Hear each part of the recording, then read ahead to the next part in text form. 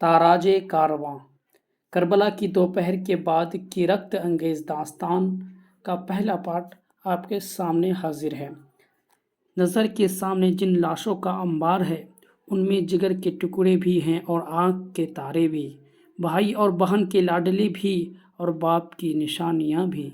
ان بے گور کفن جنازوں پر کون ماتم کرے، کون آنسو بہائے اور کون جلتی ہوئی آنکھوں پر تسکین کا مرہم رکھے۔ تنہا ایک حسین اور دونوں جہاں کی امیدوں کا ہجوم ایک عجب درد انگیز بے بسی کا عالم ہے۔ قدم قدم پر نئی قیامت کھڑی ہوتی ہے، نفس نفس میں علم و اندوں کے نئے نئے پہاڑ ٹوٹتے ہیں۔ دوسری طرف حرم نبوت کی خواتین ہیں، رسول اللہ صلی اللہ علیہ وسلم کی بیٹیاں ہیں، سوگوار مائیں اور آشفتہ حال بہنیں ہیں۔ ان میں وہ بھی ہیں جن کی گودیں خالی ہو چکی ہیں، جن کے سینے سے اولاد کی جدائی کا زخم ریس رہا ہے، جن کی گود سے شیر خوار بچے بھی چھین لیا گیا ہے، اور جن کے بھائیوں، بھتیجوں اور بھانجوں کے بے گور کفن لاشیں سامنے پڑی ہیں۔ روتے روتے آنکھوں کا چشمہ سوکھ گیا، تنے نیم جام میں اب تڑپ کی شکست باقی نہیں رہ گئی ہے۔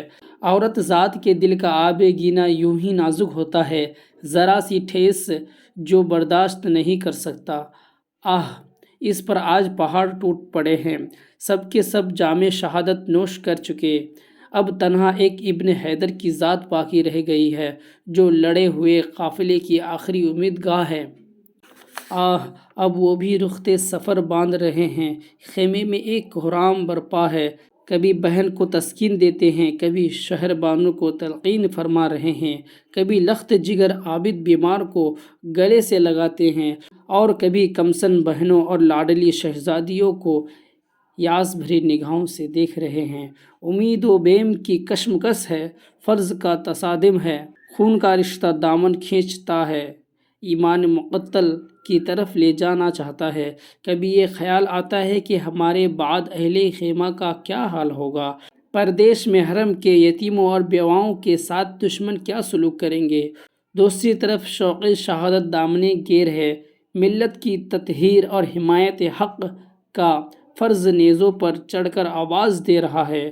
بالآخر اہل بیت کے ناخدا کعبہ کے پاسبان، نانا جان کی شریعت کی محافظ حضرت امام بھی اب سر پر کفن باندھ کر رن میں جانے کے لیے تیار ہو گئے۔ اہل حرم کو تڑپتا بلکتا اور سسکتا چھوڑ کر حضرت امام خیمہ سے باہر نکلے اور لشکر اعداء کے سامنے کھڑے ہو گئے۔ اب ذرا سا ٹھہر جائیں اور آنکھیں بند کر کے منظر کا جائزہ لیجیے۔ ساری داستان میں یہی وہ مقام ہے جہاں انسان کا کلیجہ شک ہو جاتا ہے، بلکہ پتھروں کا جگر بھی پانی ہو کر بہنے لگتا ہے۔ 3 دن کا ایک بھوکا پیاسا مسافر تن تنہا 22,000 تلواروں کے نرغے میں ہے۔ دشمنوں کی خون ریز یلغار چاروں طرف سے بڑھتی چلی آ رہی ہے۔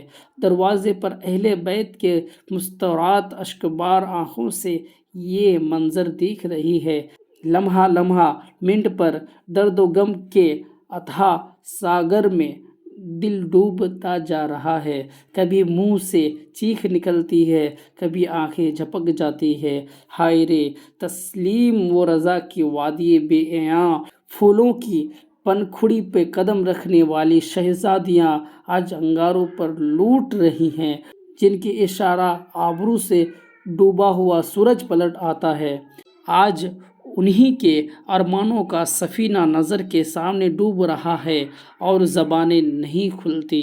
دیکھنے والی آنکھیں اپنے امیر کشور کو، اپنے مرکز امید کو، اپنے پیارے حسین کو حسرت بھری نگاہوں سے دیکھ رہی تھیں کہ ایک نشانے پر ہزاروں تیر چلے، تلواریں بے نیام ہوئیں، فضا میں نیزوں کی انی چمکی، اور دیکھتے ہی دیکھتے فاطمۃ الزہرا رضی اللہ عنہما کا چاند گہن میں آ گیا۔